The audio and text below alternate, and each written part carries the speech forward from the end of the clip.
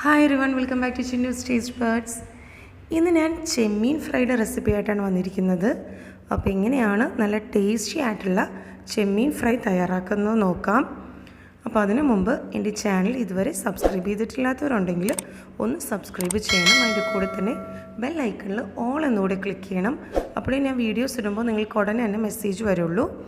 ഇനി ചെമ്മീൻ ഫ്രൈ ഉണ്ടാക്കാൻ വേണ്ടി ഞാനിവിടെ ഒരു കപ്പ് ചെമ്മീൻ കഴുകി വൃത്തിയാക്കി വെച്ചിട്ടുള്ളതാണ്. അതിലേക്ക് 1/4 ടീസ്പൂൺ ഉപ്പ് ചേർത്ത് കൊടുക്കാം. പിന്നെ ഒരു 1/2 ടീസ്പൂൺ കുരുമുളക് പൊടി, 1/2 ടീസ്പൂൺ കാശ്മീരി ചില്ലി പൗഡർ, പിന്നെ ഒരു 1/4 ടീസ്പൂൺ മഞ്ഞൾപ്പൊടി ചേർത്ത് കൊടുക്കാം. 1/2 ടീസ്പൂൺ ജിഞ്ചർ ഗാർലിക് പേസ്റ്റ്, ഇഞ്ചിയും വെളുത്തുള്ളിയും കൂടി ഒന്ന് ചതച്ചെടുത്തിട്ടുള്ളതാണ്. പിന്നെ 1 ടീസ്പൂൺ വിനീഗറും കൂടി ഇതിലേക്ക് ചേർത്ത് കൊടുക്കാം. എന്നിട്ടിത് നന്നായിട്ടൊന്ന് കുഴച്ചെടുക്കണം. അപ്പോൾ ഇതൊന്ന് മാരിനേറ്റ് ചെയ്യാൻ വേണ്ടി മാറ്റി വെക്കണം. നമുക്ക് അരമണിക്കൂർ വരെയെങ്കിലും മാരിനേറ്റ് ചെയ്ത് മാറ്റി വെക്കേണ്ടതാണ്. അപ്പോഴേ ഈ ചെമ്മീനിലേക്ക് മസാലയൊക്കെ നന്നായിട്ട് പിടിച്ച് കിട്ടുള്ളൂ. എല്ലാ ഭാഗത്തേക്കും നന്നായിട്ട് കുഴച്ച് വെക്കണം. അപ്പോൾ ഇത് ഞാൻ നന്നായിട്ട് മിക്സ് ചെയ്ത് വെച്ചിട്ടുള്ളതാണ്. ഇനി നമുക്കിതൊരു അരമണിക്കൂർ മാറ്റി വെക്കാം. അപ്പോൾ അരമണിക്കൂറിന് ശേഷം ഒരു പാത്രത്തിലേക്ക് ഒരു കോഴിമുട്ട പൊട്ടിച്ചൊഴിച്ച് കൊടുക്കാം. ഇതൊന്ന് ഒരു ഫോർക്ക് കൊണ്ട് നന്നായിട്ടൊന്ന് ബീറ്റ് ചെയ്ത് കൊടുക്കുക.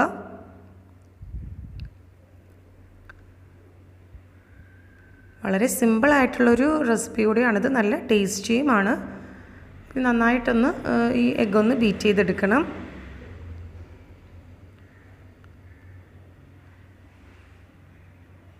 ഇനി നമുക്ക് ഒരു പാത്രത്തിലേക്ക് ഒരു 2 ടേബിൾ സ്പൂൺ ബ്രെഡ് ക്രംസും കൂടെ ചേർത്ത് കൊടുക്കാം.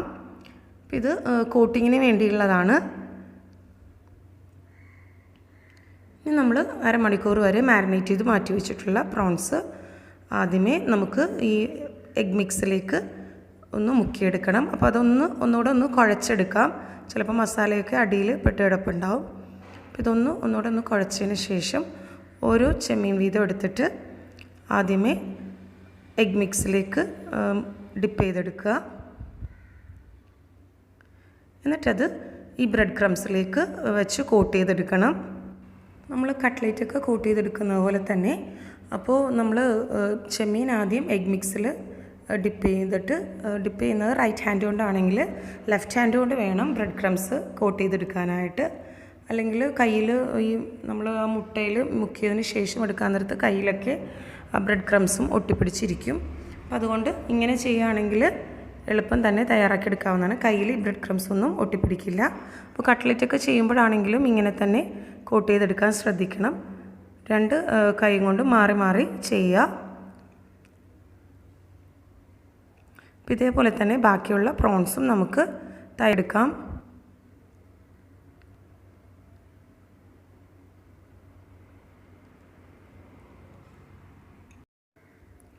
ഇതിപ്പോൾ ഞാൻ എല്ലാ പ്രോൺസും ഇതേപോലെ തന്നെ ബ്രെഡ് ക്രംസിൽ കോട്ട് ചെയ്തെടുത്തിട്ടുള്ളതാണ്.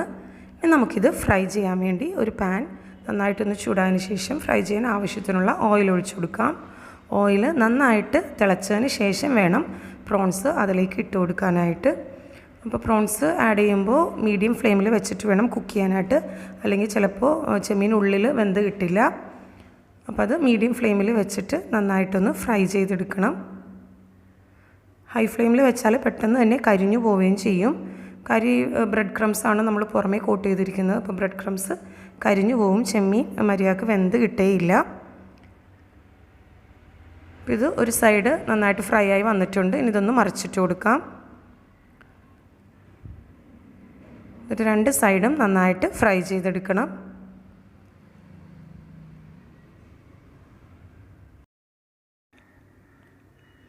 ഇപ്പോൾ 2 സൈഡും നല്ല പാകത്തിന് ഫ്രൈ ആയി വന്നിട്ടുണ്ട്. ഇനി നമുക്ക് ഇതിൽ നിന്ന് കോരി മാറ്റാം. എന്നിട്ട് ബാക്കിയുള്ള പ്രോൺസും ഇതേപോലെ തന്നെ ഫ്രൈ ചെയ്തെടുക്കാം. അപ്പോൾ ഇതിനു മുമ്പ് ഞാൻ ബട്ടർഫ്ലൈ ചിക്കൻ്റെ റെസിപ്പി വീഡിയോ ഷെയർ ചെയ്തിട്ടുണ്ടായിരുന്നു. അപ്പോൾ അത് കണ്ടിട്ടില്ലാത്തവർ താഴെ ഡിസ്ക്രിപ്ഷൻ ബോക്സിൽ ഞാൻ അതിൻ്റെ ലിങ്ക് കൊടുക്കുന്നതാണ്. അപ്പോൾ അതുകൂടെ കാണാവുന്നതാണ്. നല്ല ടേസ്റ്റി ആയിട്ടുള്ളൊരു ചിക്കൻ റെസിപ്പിയാണ്. പിന്നെ ബാക്കിയുള്ള പ്രോൺസും നമുക്ക് ഇതേപോലെ തന്നെ ഫ്രൈ ചെയ്തെടുക്കാം. ഞാനെല്ലാം ഫ്രൈ ചെയ്ത് വെച്ചിട്ടുണ്ട്. ഇനി നമുക്കൊരു പ്ലേറ്റിലേക്ക് സെറ്റ് ചെയ്യാം. അപ്പോൾ അതിന് വേണ്ടി ഞാനിവിടെ ഒരു സവാള 2 പീസായിട്ടൊന്ന് അരിഞ്ഞെടുത്തിട്ടുള്ളതാണ്. അപ്പോൾ ഇതാദ്യമേ ഒന്ന് ഇങ്ങനെ കമഴ്ത്തി വെച്ച് കൊടുക്കുക. എന്നിട്ടൊരു ടൂത്ത് പിക്കിലേക്ക് നമുക്ക് ഈ പ്രോൺസ് ഓരോന്നായിട്ട് കോർത്തെടുക്കാം.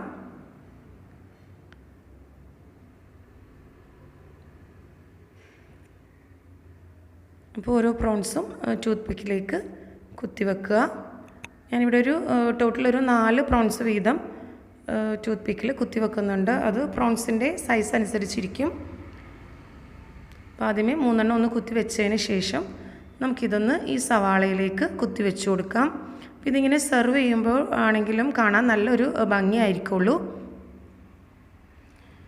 ഇനി സ്പേസ് ഉണ്ടെങ്കിൽ ഒരു പീസ് കൂടെ നമുക്കിതേപോലെ തന്നെ ടൂത്ത് പിക്കിൽ കുത്തിവെച്ച് കൊടുക്കാം.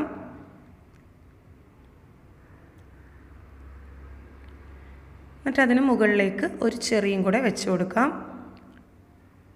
അപ്പോൾ നമ്മുടെ പ്രോൺസ് ഫ്രൈ കഴിക്കാൻ മാത്രമല്ല കാണാനും നല്ല ഭംഗിയായിരിക്കുള്ളൂ.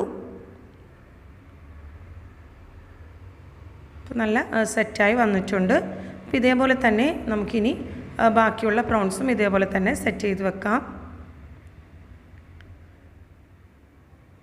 അപ്പോൾ ഞാനിവിടെ 2 എണ്ണം സെറ്റാക്കി വെച്ചിട്ടുണ്ട്.